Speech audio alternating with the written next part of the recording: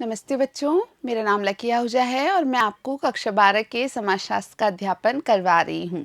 बच्चों, कक्षा 12 के समाजशास्त्र में हम अपनी प्रथम पुस्तक भारतीय समाज का अध्ययन कर रहे हैं और हम इस पुस्तक के तृतीय अध्याय यानी कि सामाजिक संस्थाएं, निरंतरता एवं परिवर्तन का अध्ययन कर रहे थे और इस अध्याय के अब तक हम 8 भाग पूर्ण कर चुके हैं और आज हम इस अध्याय का 9वां भाग पढ़ने जा रहे हैं और इस 9वें भाग का नाम है परिवार व नातेदारी। तो बच्चों, जैसा कि मैंने आपको इस अध्याय के शुरुआती भागों में ही बता दिया था कि इस अध्याय में सामाजिक संस्थाओं के रूप में हमें 3 मुख्य सामाजिक संस्थाओं का अध्ययन करना था: जाति, जनजाति तथा परिवार। तो जाति और जनजाति नामक जो सामाजिक संस्थाएं हैं उनका अध्ययन हम अब तक के भागों में अच्छे से कर चुके हैं और आज के इस भाग में यानी 9वें भाग में हम परिवार व नातेदारी संबंधी जो अध्ययन है वो करने जा रहे हैं। तो बच्चों, परिवार जो है उसके बारे में हम सभी जानते हैं क्योंकि हम सभी का एक परिवार होता है। हम सभी किसी न किसी परिवार के सदस्य हैं।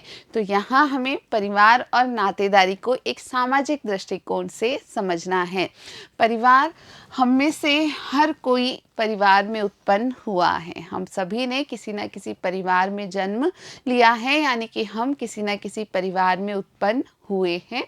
यदि हम परिवार की बात करें तो हमें परिवार में रहना अच्छा भी लगता है, लेकिन कई बार कुछ ऐसी घटनाएं भी होती हैं तो हमें लगता है कि काश मैं स्वतंत्र होता या होती, मेरे किसी निर्णय पर मुझे कोई नहीं रोकता टोकता। तो वास्तव में यदि हम पारिवारिक हस्तक्षेप की बात करें यानी परिवार के जो लोग होते हैं, परिवार के जो सदस्य होते हैं, वो एक दूसरे के जीवन में हस्तक्षेप करते हैं। यह सत्य है क्योंकि वो एक दूसरे से जुड़ाव रखते हैं, वो एक दूसरे से विशेष प्रकार का संबंध रखते हैं। तो ये पारिवारिक हस्तक्षेप जो है, इस पर हम 2 प्रकार की प्रतिक्रियाएं अक्सर व्यक्त करते हैं। एक ये कि हम अप्रसन्नता या रोष प्रकट करते हैं, यानी यदि हमें हमारे माता पिता, हमारे जो भी परिवार के अन्य बड़े सदस्य हैं, वो रोकते हैं, टोकते हैं, कोई कार्य को करने के लिए मना करते हैं या किसी कार्य को करने के लिए कहते हैं, तो अक्सर कई बार हमें अप्रसन्नता उत्पन्न होती है या हम उनके प्रति रोष प्रकट करते हैं। लेकिन यह भी सच है कि यदि हम हमारे परिवार से कुछ समय के लिए दूर रहते हैं, जिन लोगों को वास्तव में किसी कारण विशेष से परिवार से दूर रहना पड़ता है, तो ऐसी स्थिति में हम उनसे मिलने के लिए तरसते हैं, उन्हें बहुत याद करते हैं, उनके साथ किस प्रकार हम अपना समय बिताते थे, कैसे उनसे बातचीत करते थे, ये सारी यादें हमें बहुत सताती हैं। तो आप याद रखें कि परिवार हम सबके जीवन का एक महत्वपूर्ण हिस्सा है। वास्तव में हम उसी परिवार से जुड़े हैं या हमारी जो उत्पत्ति है, हमारा अस्तित्व है, वो हमारे परिवार से ही जुड़ा है। परिवार के हम 2 पक्षों की बात कर सकते हैं। सामाजिक दृष्टिकोण से हम देखें तो परिवार का एक सकारात्मक पक्ष है, यानी परिवार जिस प्रकार एक संस्था के रूप में कार्य करता है उसका एक सकारात्मक पक्ष है और एक नकारात्मक पक्ष है। यदि हम परिवार नामक सामाजिक संस्था के सकारात्मक पक्ष को समझते हैं तो आपको समझना है कि परिवार में हमें गहरा स्नेह और देखभाल मिलता है। परिवार के सदस्य एक दूसरे के प्रति काफ़ी स्नेह रखते हैं और एक दूसरे का ख्याल भी रखते हैं। आवश्यकता पड़ने पर वे अपने परिवार के सदस्य के लिए कुछ भी करने को तैयार रहते हैं। त्याग एवं बलिदान, तो यहाँ आपको बिल्कुल याद रखना है कि यदि किसी त्याग की आवश्यकता है, किसी बलिदान की आवश्यकता है, तो हम सहर्ष ही अपने परिवार के लोगों के लिए वो त्याग या बलिदान के लिए तैयार हो जाते हैं। और सामान्य रूप से कोई व्यक्ति परिवार के अलावा अन्य किसी व्यक्ति के लिए जल्दी से इस प्रकार का त्याग या बलिदान करने के लिए तैयार नहीं होता है। तीसरी बात यह है कि परिवार हमें एक पारस्परिक सुरक्षा प्रदान करता है। ये पारस्परिक सुरक्षा जो है ये हमें मनोवैज्ञानिक रूप से भी सकारात्मक रखती है और एक प्रकार का हमें सामाजिक सहारा भी देती है कि हाँ, मेरे पास मेरे परिवार के सदस्य हैं और वे मेरी सहायता के लिए हमेशा तत्पर हैं, वो मेरा ख्याल रखने के लिए हमेशा तैयार हैं। अब हम बात करते हैं परिवार नामक सामाजिक संस्था के नकारात्मक पक्ष की। तो यहाँ ये जानकर आपको आश्चर्य होगा कि हाँ, परिवार नामक इस सामाजिक संस्था के कुछ नकारात्मक पक्ष भी स्वीकार किए गए हैं। खासकर यदि हम समाजशास्त्रीय दृष्टिकोण से देखते हैं तो इस संस्था में कई सारे ऐसे पक्ष हैं जिन्हें हम नकारात्मक पक्ष का दर्जा दे सकते हैं। देखते हैं, परिवारों में अक्सर मादा शिशु की हत्या की जाती हैं और यहाँ यह एक आश्चर्य की ही बात है कि हमारे देश में परिवार के लोग कई बार मिल करके इस बात का निर्णय लेते हैं कि हाँ, हमें यह मादा शिशु या बालिका शिशु नहीं चाहिए, उसकी हत्या कर देनी चाहिए। इसी प्रकार से संपत्ति के लिए भाइयों में झगड़ा भी परिवार नामक सामाजिक संस्था से ही जुड़ा हुआ है। यानी किसी संपत्ति विशेष के लिए जिस पर हम कहें कि ये माना जाता है कि आनुवंशिक रूप से आपका अधिकार है, तो उस संपत्ति विशेष के लिए अक्सर हम देखते हैं कि लोगों के आपस में झगड़े होते हैं, भाइयों के काफ़ी झगड़े देखे जाते हैं। घिनौने कानूनी विवाद और ये जो झगड़े हैं अंततः कई बार कई कानूनी विवादों के रूप में सामने आते हैं। तो इसके अलावा भी परिवार के जो आपसी संबंध हैं वो यदि अच्छे नहीं रह पाते हैं तो भी किसी विशेष कारण को लेकर के कई बार कानूनी विवाद उत्पन्न हो जाते हैं। तो इस प्रकार इस परिवार नामक सामाजिक संस्था के कई सारे सकारात्मक पक्ष हैं और कुछ नकारात्मक पक्ष भी हैं। यदि हम परिवार के अध्ययन की बात करें तो समाजशास्त्र में परिवार के अध्ययन के दौरान दो मुख्य बातों को ध्यान में रखा जाता है।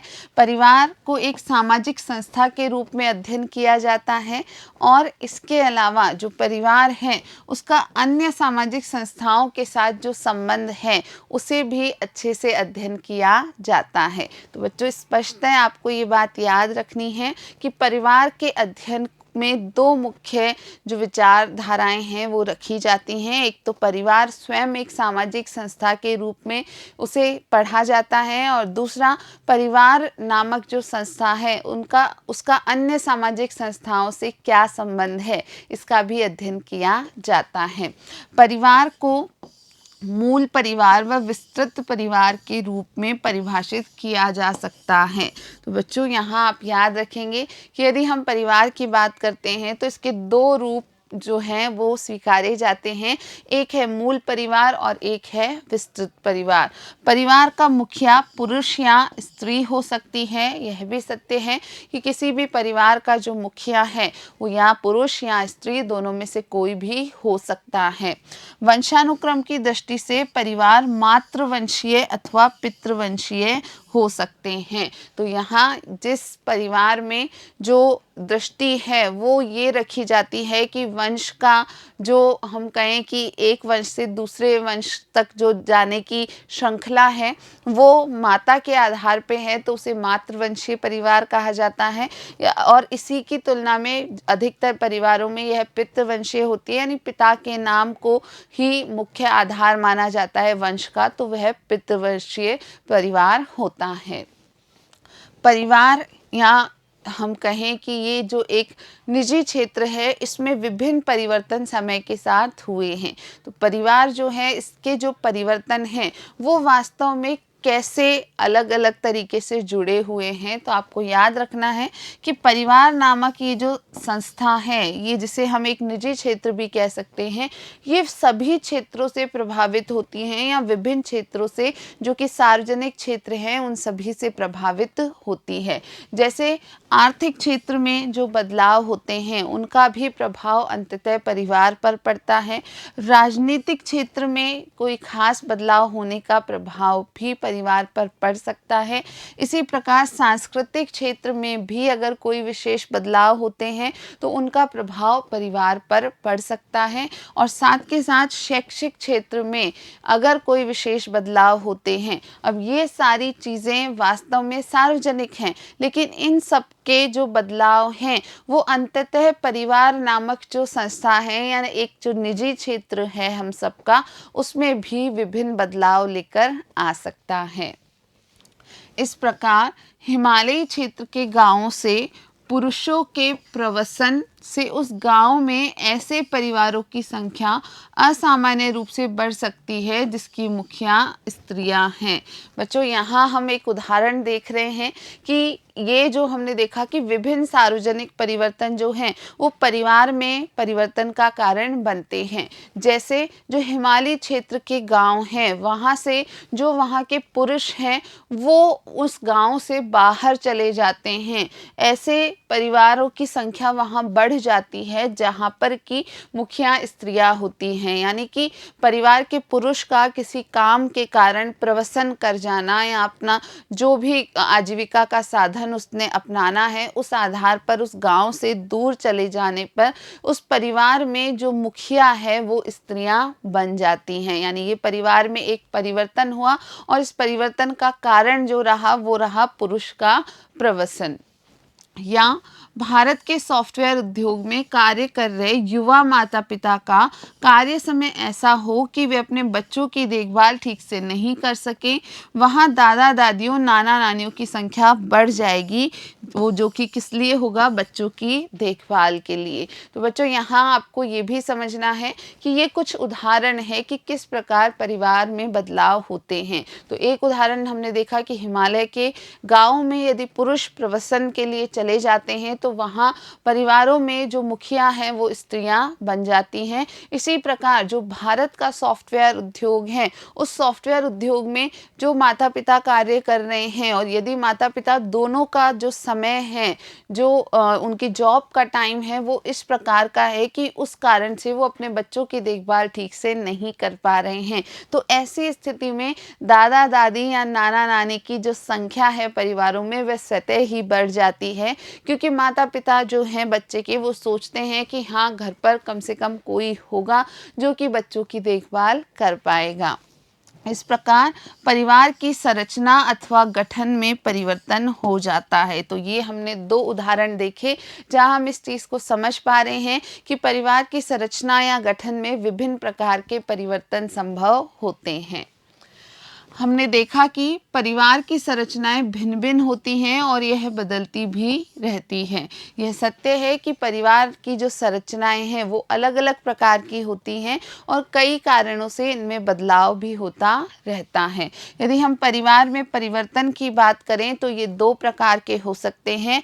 एक है आकस्मिक परिवर्तन और दूसरे हैं विशेष प्रयोजन से होने वाले परिवर्तन। तो जो आकस्मिक परिवर्तन हैं वो किस प्रकार के हो सकते हैं?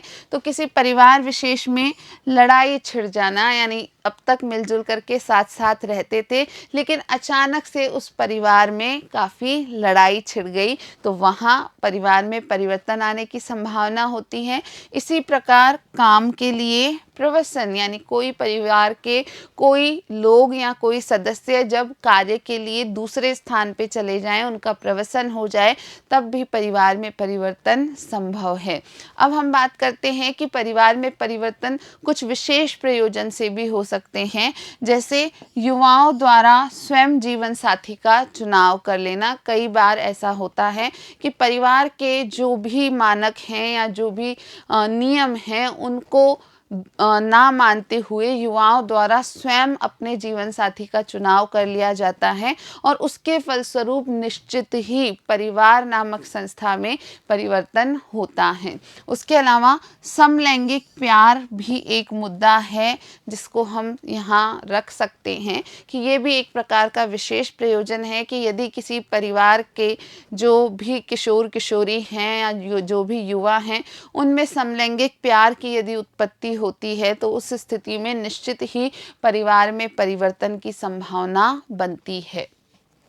इन परिवर्तनों से स्पष्ट है कि परिवार की संरचनाओं में ही परिवर्तन नहीं होता बल्कि विचार, मानकों व मूल्यों में भी परिवर्तन होता है। तो अभी जो हमने उदाहरण देखे वहाँ स्पष्ट है कि परिवार की संरचना तो परिवर्तित होती ही है, लेकिन इसके अतिरिक्त परिवार के जो सदस्य हैं उनके विचारों, मानकों और साथ के साथ मूल्यों में भी परिवर्तन होता है और ये परिवर्तन प्रत्यक्ष रूप से परिवार की संरचना को भी भी प्रभावित करता है। ऐसा परिवर्तन लाना आसान नहीं होता। यह भी सच है कि इस प्रकार का संरचनात्मक और पारिवारिक जो मूल्य हैं उनमें परिवर्तन लाना आसान परिवर्तन नहीं होता है। ऐतिहासिक और आधुनिक घटनाओं से पता चलता है कि वैवाहिक व पारिवारिक परिवर्तनों का घोर हिंसात्मक विरोध होता है। तो जिस प्रकार के हमने उदाहरण देखे, जैसे कि युवाओं द्वारा स्वयं जीवन साथी का चुनाव कर लेना या समलैंगिक प्यार प्रदर्शित करना, तो ये ऐसे उदाहरण हैं जो कि वैवाहिक व पारिवारिक परिवर्तन लेके आते हैं और ऐसे परिवर्तनों का अक्सर हमारे समाज में हिंसात्मक विरोध होता है, यानी ऐसे परिवर्तनों को आसानी से स्वीकार नहीं किया जाता है। भारत में परिवार विषयक चर्चाएं अक्सर मूल परिवार व विस्तृत परिवार के इर्द गिर्द घूमती हैं। यानी मूल परिवार और विस्तृत परिवार जो हैं उन दोनों अवधारणाओं को हमें अब समझना है।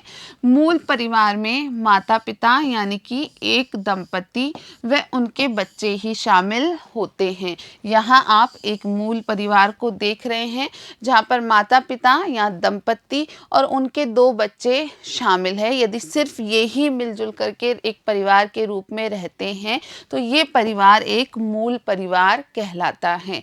वहीं विस्तृत परिवार, जिसे आमतौर पर संयुक्त परिवार कहा जाता है, इसके भिन्न भिन्न रूप हो सकते हैं। जैसे एक विस्तृत परिवार यहाँ पर दिखाया गया है जहाँ पर आप देखेंगे कि अलग अलग दंपति हैं, 3 दंपति हैं, 2 बच्चे हैं, 2 हम कहें किशोर किशोरी हैं। तो इस प्रकार का जो परिवार है जिसमें कई सारे दंपति या कई पीढ़ियों के लोग, जैसे हम कहें कि ये एक बड़ी पीढ़ी के लोग हैं, ये उनके बाद के और ये उनके बाद के और ये उनके भी बाद के, तो इस प्रकार के विभिन्न पीढ़ियों के लोग जब मिलजुल करके साथ रहते हैं तो ऐसे परिवार को हम विस्तृत परिवार का नाम देते हैं। विस्तारित परिवार या विस्तृत परिवार जो है उसकी हम चर्चा करें तो यहाँ कई भाइयों के परिवार एक साथ रह सकते हैं कि अगर 2 भाई हैं, 3 भाई हैं, उन सबके परिवार जब मिलजुल कर रहते हैं तो वह एक विस्तृत परिवार का उदाहरण है। इसी प्रकार एक बुजुर्ग दंपति बेटों पोतों और उनके परिवार के साथ रहते हों, यदि स्थिति ऐसी है कि कोई बुजुर्ग दंपति हैं, उनके साथ में ही उनके बेटे हैं, उनके पोते हैं और उन दोनों के यानी बेटों के और पोतों के भी परिवार हैं, तो ऐसा परिवार भी एक विस्तृत परिवार कहलाता है। और आप सभी ये मूल और विस्तृत परिवार की अवधारणा को अच्छे से जानते होंगे। सामान्य रूप से इन्हें अंग्रेजी में न्यूक्लियर फैमिली और जॉइंट फैमिली का नाम दिया जाता है। तो आप अपने परिवार को भी समझ सकते हैं कि या तो आप मूल परिवार में रहते होंगे या विस्तृत परिवार में। विस्तृत परिवार अक्सर भारतीय होने का सूचक माना जाता है, लेकिन अब और पहले भी यह किसी भी अर्थ में परिवार का प्रमुख रूप नहीं रहा। यहाँ आपको इस तथ्य को समझना है कि विस्तृत परिवार को अक्सर भारतीय होने का सूचक माना जाता है कि हमारे देश में विस्तृत परिवार अधिक होते हैं, लेकिन जो अध्ययन है वो यह बताते हैं कि यह जो विस्तृत परिवार है वो पहले और अब कभी भी हमारे यहाँ का परिवार का प्रमुख रूप नहीं रहा है। यह समुदाय के कुछ अनुभागों या कतिपय क्षेत्रों तक सीमित था। आपको याद रखना है बच्चों कि संपूर्ण समुदाय के कुछ भागों तक या कुछ क्षेत्रों तक ही इस प्रकार के विस्तृत परिवार पाए जाते थे। वास्तव में अंग्रेजी का जॉइंट फैमिली शब्द ही, जिसे हिंदी में संयुक्त परिवार कहा जाता है, देशज नहीं है। तो ये जॉइंट फैमिली या हम जिसको कहते हैं संयुक्त परिवार, ये हमारे यहाँ का देशज शब्द नहीं है। जैसा कि IP देसाई ने कहा है, अंग्रेजी का जॉइंट फैमिली शब्द किसी भी ऐसे भारतीय शब्द का अनुवाद नहीं है। यह बात रुचिकर है कि अधिकांश भारतीय भाषाओं में संयुक्त परिवार के लिए प्रयुक्त शब्द अंग्रेजी भाषा के जॉइंट फैमिली शब्द का ही अनुवादित पर्याय हैं। तो ये IP देसाई का जो कथन है वो आपको समझना है। और इन्होंने ही कहा कि अंग्रेजी का ये जो जॉइंट फैमिली शब्द है, ये जॉइंट फैमिली फैमिली शब्द किसी भी ऐसे भारतीय भाषा के शब्द का अनुवाद नहीं है। और यहाँ यह बात रुचिकर भी है कि अधिकांश जो भारतीय भाषाओं में संयुक्त परिवार के लिए प्रयुक्त जो शब्द है वो अंग्रेजी भाषा के जॉइंट फैमिली का ही अनुवादित पर्याय है। यानी ये भारत जो है हमारा देश, वहाँ की किसी भाषा का जो हम कहें ट्रांसलेशन नहीं है या उसका अनुवाद नहीं है, बजाय इसके इस जॉइंट फैमिली शब्द को ही अनुवादित करके अलग अलग भारतीय भाषाओं में सम्मिलित किया गया है। परिवार के अलग अलग रूप हो सकते हैं, तो अब हम देखते हैं परिवार के विभिन्न रूपों को। जैसे सबसे पहले आवास के नियम के आधार पर परिवार के प्रकार की हम बात करते हैं, यानी कहाँ आवास बनाया जाता है, कहाँ रहा जाता है, उस आधार पर परिवार के कुछ प्रकार माने जाते हैं। जैसे पत्नी स्थानिक परिवार और पति स्थानिक परिवार, तो ये दो वर्ग या दो प्रकार के परिवार आवास के आधार पर हो सकते हैं। तो बिल्कुल साधारण है कि विवाह के बाद यदि नव दंपति वधू के माता पिता के साथ रहते हैं तो ऐसा परिवार क्या कहलाता है? पत्नी स्थानिक परिवार कहलाता है। वहीं जब विवाह के बाद जो दंपति है वो वर के माता पिता के साथ रहते हैं तो ऐसा परिवार पति स्थानिक परिवार कहलाता है। तो बच्चों ये बहुत साधारण सी बात है, आप इस चीज़ को समझ गए होंगे कि यदि विवाह हुआ उसके बाद वधू के माता पिता के घर दोनों रहने चले जाएं, यानी जो दंपति है नव दंपति वो वहाँ चला जाए तो वो पत्नी स्थानिक परिवार है। और अधिकतर मामलों में जो पाया जाता है वो पति स्थानिक परिवार ही होता है, यानी विवाह के पश्चात जो नव दंपति है वो वर के माता पिता के यहाँ रहने जाते हैं। उत्तराधिकार के नियम के आधार पर भी परिवार के दो मुख्य प्रकार हैं, एक है मातृवंशीय परिवार और एक है पितृवंशीय परिवार। तो आप बच्चों याद रखेंगे कि उत्तराधिकार के क्या नियम है किसी परिवार विशेष में, उस आधार पर भी उसे दो प्रकार में बांटा जा सकता है, मातृवंशीय और पितृवंशीय परिवार। मातृवंशीय जो परिवार हैं वहाँ उत्तराधिकार माँ से बेटी को प्राप्त होता है, यानी परिवार की जो भी संपत्ति है उस पर माँ का हक होता है और फिर उसे माँ से बेटी को प्रदान किया जाता है, यानी उत्तराधिकारी जो है वो बेटी होती है। जबकि जो पितृवंशीय परिवार होते हैं वहाँ संपत्ति पिता से पुत्र को जाती है, यानी पिता का उत्तराधिकारी सदैव पुत्र बनता है। तो यहाँ आपने दो प्रकार के उत्तराधिकार के आधार पर परिवारों के रूप देखे, मातृवंशीय परिवार और पितृवंशीय परिवार।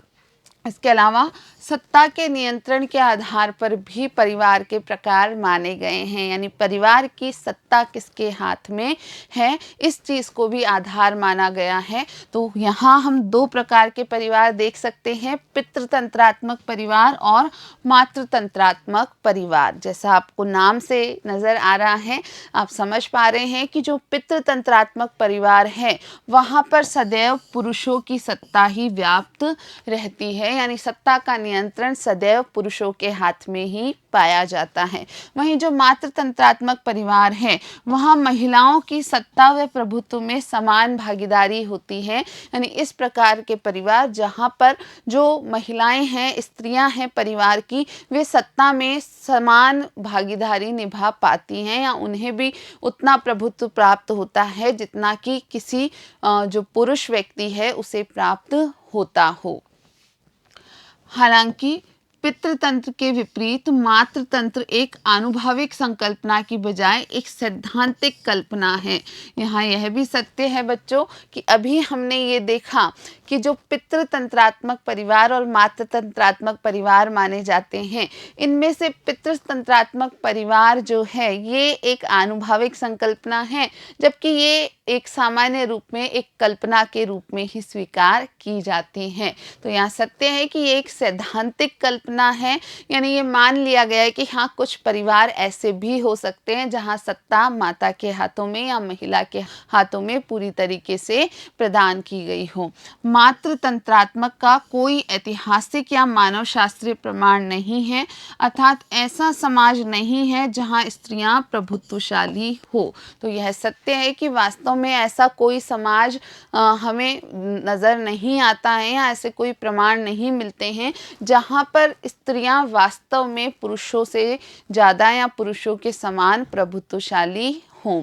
हालांकि मातृवंशीय परिवार अवश्य पाए जाते हैं, अर्थात ऐसे समाज जहां स्त्रियां अपनी माताओं से उत्तराधिकार के रूप में जायदाद पाती हैं। तो यहाँ ध्यान रखेंगे बच्चों कि ये ज़रूर सत्य है कि कुछ परिवार मातृवंशीय परिवार होते हैं और मातृवंशीय परिवार ऐसे परिवार होते हैं जहाँ स्त्रियाँ अपनी माताओं से सत्ता को पाती हैं या उत्तराधिकार के रूप में वो वास्तव में संपत्ति को प्राप्त करती हैं। तो मातृवंशीय परिवार जो हैं इसके प्रमाण हमें मिल पाते हैं, आपको याद रखना है, लेकिन मातृतंत्रात्मक परिवार के कोई हमें वास्तव में प्रमाण प्राप्त नहीं होते हैं, परंतु उस पर उनका अधिकार नहीं होता और न ही सार्वजनिक क्षेत्र में उन्हें निर्णय लेने का कोई अधिकार होता है। तो अभी हमने देखा कि इस प्रकार के जो परिवार हैं, जो मातृवंशीय परिवार हैं, जहाँ संपत्ति या जायदाद जो है वो माता से बेटी को मिलती है, लेकिन उसके बावजूद भी उस संपत्ति पर, उस जायदाद पर वास्तव में उसका अधिकार नहीं होता है और सार्वजनिक क्षेत्र के किसी भी निर्णय को लेने में वो महिला या स्त्रियां अपना स्वतंत्र अधिकार प्रदर्शित नहीं कर पाती हैं। खासी मातृवंश का विवरण मातृवंश व मातृतंत्र के बीच के अंतर को स्पष्ट कर लेगा। तो बच्चों, अब हम इस खासी मातृवंश के विवरण को देखने जा रहे हैं। हमारे ही देश के एक राज्य में ये खासी मातृवंश पाया जाता है और इसका जब हम विवरण देखेंगे तो मातृवंश और मातृतंत्र के बीच का जो अंतर है वो आपको स्पष्ट हो जाएगा। चलिए देखते हैं। मेघालय उत्तराधिकार अधिनियम मेघालय विधानसभा, जिसके सभी सदस्य पुरुष ही थे, द्वारा पारित किया गया। तो एक अधिनियम पारित किया गया जिसका नाम था मेघालय उत्तराधिकार अधिनियम। इस अधिनियम को मेघालय विधानसभा द्वारा पारित किया गया और इस विधानसभा के सभी सदस्य पुरुष ही थे। को 1986 में राष्ट्रपति से स्वीकृति मिली। तो ये अधिनियम वास्तव में 1986 में राष्ट्रपति से स्वीकृति प्राप्त करता है। अधिनियम विशेष तौर पर खासी और जैंतिया जनजाति पर लागू होता है। तो ये जो मेघालय उत्तराधिकार अधिनियम था, ये मेघालय की दो जनजातियों यानी खासी और जैंतिया जनजाति पर लागू होता है और उस खासी या जैंतिया व्यक्ति पर मान्य है जो बुद्धि से सबल है और अल्पायु नहीं है। तो इस अधिनियम को उस खासी या जैंतिया व्यक्ति पर लागू किया गया जो कि बुद्धि से सबल है, यानी उसकी बुद्धि जो है वो सबल है, उसमें कोई समस्या नहीं है और अल्पायु नहीं है, एक विशेष आयु से छोटा नहीं है।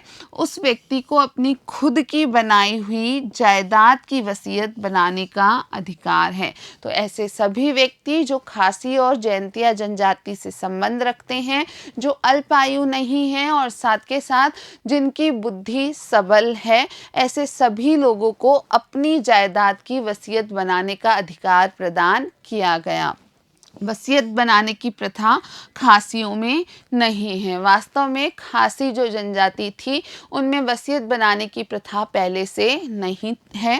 खासी प्रथा मातृवंशज के आधार पर जायदाद को अमुक स्त्री को सुपुर्द किए जाने की बात करती है। तो खास बात ये थी कि ये जो खासी जनजाति थी उनकी जो प्रथा चली आ रही थी, उस खासी प्रथा में मातृवंशज के आधार पर यानी माँ से बेटी को इस आधार पर जायदाद को किसी स्त्री को दिए जाने की जो बात है वो की जाती है। तो यहाँ आपको अंतर समझना है कि वास्तव में वहाँ उस खासी जनजाति में मातृवंशीय जो प्रथा है उसका प्रचलन था, यानी माँ से बेटी को संपत्ति या जायदाद प्राप्त हुआ करती थी, लेकिन अब क्या बना दिया गया, 1986 में मेघालय उत्तराधिकार अधिनियम बना दिया गया और इस अधिनियम द्वारा यह घोषित किया गया कि कोई भी खासी या जयंतिया जनजाति का व्यक्ति अपनी स्वयं की जायदाद का वसीयत बनाने का अधिकार रखता है। खासियों में विशेषतः पढ़े लिखे खासियों को ऐसा प्रतीत होता है कि उनके संबंधों और उत्तराधिकार के नियम स्त्रियों के पक्ष में हैं और अपने आप में सीमित भी हैं। यहाँ खास बात याद रखनी है आपको कि जो खासी लोग थे और उनमें भी जो पढ़े लिखे व्यक्ति थे, उन्हें ऐसा लगता था कि उनके जो संबंध हैं, उनके जो उत्तराधिकार के नियम हैं, ये पूरी तरीके से स्त्रियों के पक्ष में हैं और अपने आप में काफ़ी सीमित हैं, यानी सिर्फ उनकी जनजाति पर ही लागू होते हैं। अतः यह अधिनियम खासी परंपरा में व्याप्त महिलाओं के पक्ष में किए गए पक्षपात को ठीक कर इस सीमितता को समाप्त करने का एक प्रयास है। तो उन व्यक्तियों द्वारा जो वास्तव में तर्क प्रस्तुत किया गया वो यह था कि हमारी खासी परंपरा में जो महिलाओं के पक्ष में पक्षपात किया गया है, उन्हें इस तरीके का मातृवंशीय प्रथा के तहत जायदाद का अधिकार दिया गया है, इसे इस अधिनियम द्वारा ठीक किया जा रहा है और ये जो सीमितता में इस प्रकार की प्रथा हमारी जनजाति में है, उस सीमितता को भी हम समाप्त करने का प्रयास कर रहे हैं। यह परखने के लिए कि क्या ये प्रचलित बोधता जो खासी परंपरा में स्त्रियों के प्रति पक्षपात की बात करती है, सही है कि नहीं, यह ज़रूरी है कि खासी मातृवंशीय व्यवस्था को व्यवहारिक लिंग संबंधों और लिंग भूमिकाओं की परिभाषाओं के संदर्भ में देखा जाए। तो ये जो विचार था पुरुषों का, खासकर खासी जो पढ़े लिखे व्यक्ति थे उनका, कि हमें पक्षपाती स्थिति में डाला गया है, स्त्रियों के प्रति यहाँ उन्हें अधिकार देके हमारे साथ पक्षपात किया गया है। तो ये जो प्रचलित बोधता थी, ये वास्तव में सत्य है या नहीं, ये सही है कि नहीं, इसे जानने के लिए ज़रूरी है कि जो खासी मातृवंशीय व्यवस्था थी उसे वास्तविक स्थिति में या व्यवहारिक रूप में समझा जाए। वहाँ पर किस प्रकार के लिंग संबंध और लिंग भूमिकाओं को स्वीकारा जा रहा था, वास्तविक परिस्थितियों में क्या हो रहा था, इसे समझा जाना आवश्यक था। कई विशेषज्ञों ने मातृवंशीय व्यवस्थाओं में अंतर्निहित विरोधाभासों पर ध्यान केंद्रित किया है। एक ऐसा विरोधाभास वंशानुक्रम की रेखा और उत्तराधिकार एवं नियंत्रण और सत्ता की संरचना के अलगाव से उत्पन्न होता है। तो इस संदर्भ में कई ऐसे विद्वान हुए, कई ऐसे विशेषज्ञ हुए जिन्होंने कि मातृवंशीय जो व्यवस्था है वहाँ पर किस प्रकार के विरोधाभास अंतर्निहित हैं, यानी नाम मात्र के लिए तो वहाँ माँ से बेटी को जायदाद दे दी जाती है, लेकिन वास्तव में क्या वहाँ पर इस प्रकार की जो सत्ता या अधिकार जो किसी अन्य परिवार में दी जाती है, एक पुरुष को वो स्त्रियों को दी जाती है, तो यहाँ कई विरोधाभासी तथ्य निकल कर आते हैं। पहला संदर्भ जो माँ और बेटी को जोड़ता है, वह दूसरे संदर्भ के आ जाने से प्रतिद्वंद्विता की उत्पत्ति होती है, जो माँ के भाई को बहन के बेटे से जोड़ता है। यहाँ आपको ध्यान रखना है कि यहाँ दो संदर्भ हैं, यानी वंशानुक्रम की रेखा और उत्तराधिकार और नियंत्रण और सत्ता की संरचना, ये दोनों वहाँ अलग अलग हैं। तो पहले संदर्भ में तो माँ और बेटी को जोड़ा जाता है, यानी जो वंशानुक्रम की रेखा है वो माँ से बेटी की ओर मानी जाती है। वहीं दूसरे संदर्भ की हम बात करें तो यहाँ प्रतिद्वंद्विता उत्पन्न होती है, क्योंकि ये दूसरा संदर्भ जो है वो माँ के भाई को बहन के बेटे से जोड़ता है, यानी किसी माँ का जो भाई है उसको जोड़ता है बहन के बेटे से। दूसरे शब्दों में एक स्त्री अपनी माँ से जायदाद उत्तराधिकार में पाती है और आगे अपनी बेटी को देती है, यह तो स्पष्ट है। जबकि एक पुरुष अपनी बहन की जायदाद पर नियंत्रण रखता है। यहाँ जो सत्ता का अधिकार है वो पुरुष पर है, यानी एक पुरुष जो है वो अपनी बहन की जायदाद पर नियंत्रण रखता है और वो नियंत्रण अपनी बहन के बेटे को देता है। तो ये थी वास्तव में मेघालय की मातृवंशी व्यवस्था, जहां नाम मात्र के लिए तो संपत्ति माँ द्वारा बेटी को दी जाती थी, लेकिन वास्तव में उस संपत्ति पर जो सत्ता थी या जो नियंत्रण था वो किसका था? पुरुष का ही था, क्योंकि जो भाई है वो अपनी बहन की जायदाद पर नियंत्रण रखता था और वो नियंत्रण अंततः अपने जो बहन का बेटा है यानी अपना भांजा है उसको प्रदान करता था। इस तरह संपत्ति का कानूनी उत्तराधिकार तो माँ से बेटी को जाता है, पर व्यवहारिक रूप में यह अधिकार मामा से भांजे को जाता है। तो यह थी सच्चाई मेघालय की मातृवंशीय प्रथा की। तो यहाँ जो कानूनी अधिकार, जहाँ संपत्ति को माँ से बेटी को दिया जाना बताया गया है, तो वो तो वास्तव में नज़र आता है दूर से देखने पर, लेकिन व्यवहारिक रूप से जब देखा जाता है तो ये अधिकार वास्तव में मामा से भांजे को प्राप्त होता है। खासी मातवंश पुरुषों के लिए गहन भूमिका द्वंद्व की स्थिति उत्पन्न करता है, यानी किसी परिवार विशेष का जो पुरुष है या हम कहें किसी महिला का जो पति है उसके लिए एक गहन भूमिका द्वंद्व की स्थिति उत्पन्न करता है।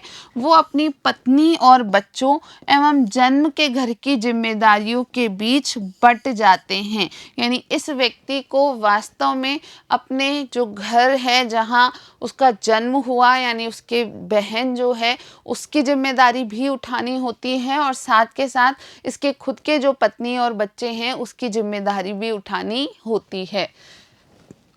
एक तरह से भूमिका द्वंद्व द्वारा उत्पन्न इस तनाव का असर खासी स्त्रियों पर बहुत ज़्यादा पड़ता है। अब जब पुरुष इस प्रकार के भूमिका द्वंद्व में होता है तो इस प्रकार के भूमिका द्वंद्व का जो असर है वो खासी समाज की स्त्रियों पर भी काफ़ी ज़्यादा पड़ता है। एक स्त्री कभी सुनिश्चित नहीं कर सकती कि उसके पति को उसकी बहन का घर ज़्यादा अच्छा लगता है या अपना स्वयं का। तो ये भी एक प्रकार का द्वंद्व वहाँ उत्पन्न होता है, क्योंकि एक स्त्री वास्तव में यह पता ही नहीं कर पाती, यह निश्चित ही नहीं कर पाती कि उसके पति को उसकी बहन का घर ज़्यादा पसंद है या उसका अपना खुद का। उसी तरह बहन सोचेगी कि शादीशुदा भाई अपनी बहन के प्रति जिम्मेदारियों को भूल जाएगा।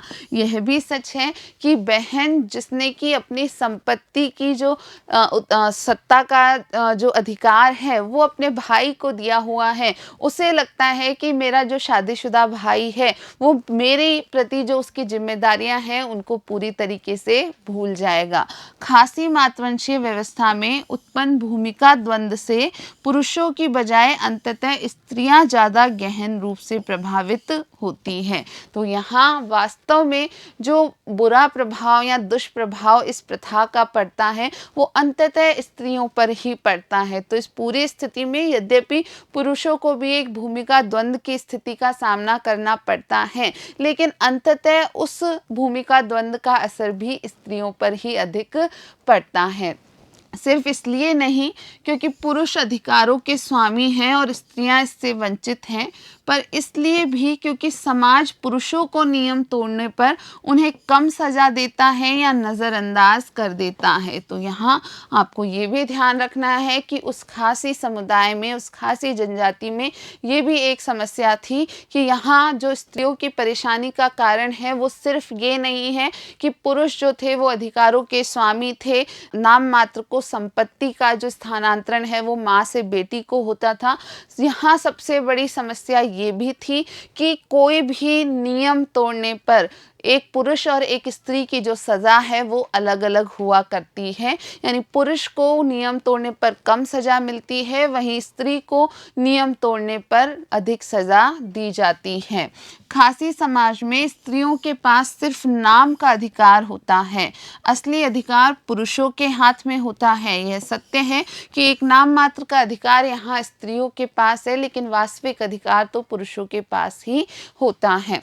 हाँ, इतना ज़रूर है कि यह व्यवस्था पुरुष के मात्र नातेदार की तरफ झुकी हुई है, ना कि पितृ नातेदार की तरफ। यहाँ जो अंतर है अन्य समाजों या अन्य समुदायों की तुलना में वो यही है कि यहाँ जो व्यवस्था है वो पुरुष के मात्र नातेदारों की तरफ झुकी हुई है, ना कि पुरुष के पितृ नातेदारों की तरफ। तो ये बच्चों आपने एक स्थिति देखी जहाँ आप समझ पाए कि जो मातृवंशीय परिवार हैं और मातृ तंत्रात्मक परिवार हैं उसमें किस प्रकार का अंतर होता है। दूसरे शब्दों में मातृवंश के बावजूद पुरुष ही खासी समाज में शक्ति के स्वामी हैं। सिर्फ एक अंतर है कि एक पुरुष के लिए उसकी माँ की तरफ के रिश्तेदारों का उसके पिता की तरफ के रिश्तेदारों से ज़्यादा महत्व होता है। तो यहाँ जो अंतर है वो सिर्फ इतना ही है कि एक पुरुष के लिए उसके पिता की तरफ के जो रिश्तेदार हैं, नातेदार हैं, उनकी तुलना में उसकी माँ की तरफ के जो नातेदार हैं उनकी तरफ उसका झुकाव या उसकी जिम्मेदारी अधिक मानी जाती है।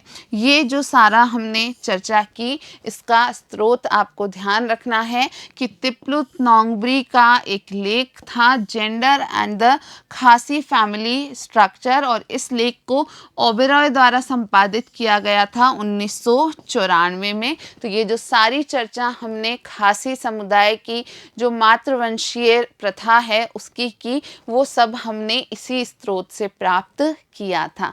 तो बच्चों आज हमने हमारे इस अध्याय के इस 9वें भाग में जो परिवार और नातेदारी है उसके बारे में काफ़ी कुछ जाना है। ये सत्य है कि आप सभी एक परिवार में रहते हैं, आप अपने आसपास कई परिवारों को देखते भी हैं और यहाँ कई सारी बातें आपके लिए काफ़ी आसान रही होंगी। लेकिन यहाँ कुछ ऐसी चीज़ें भी आपको पता चली, जैसे हमने परिवारों का वर्गीकरण देखा, हमने जाना कि परिवार के सकारात्मक पक्ष के साथ साथ नकारात्मक पक्ष भी समाजशास्त्र में स्वीकारे गए हैं। तो निश्चित ही आपको ये परिवार और नातेदारी की जो व्यवस्था है इसके बारे में कई सारी चीज़ें पता चली हैं। तो आज के लिए हम हमारी कक्षा को यहीं समाप्त करते हैं। हम हमारे इस अध्याय की जो विषय वस्तु है उसे आज पूर्ण कर चुके हैं। अगला जो भाग होगा वहाँ हम इस अध्याय से संबंधित जो अभ्यास प्रश्न होंगे उनको हल करना शुरू करेंगे। वीडियो देखने के लिए आप सभी का बहुत बहुत धन्यवाद।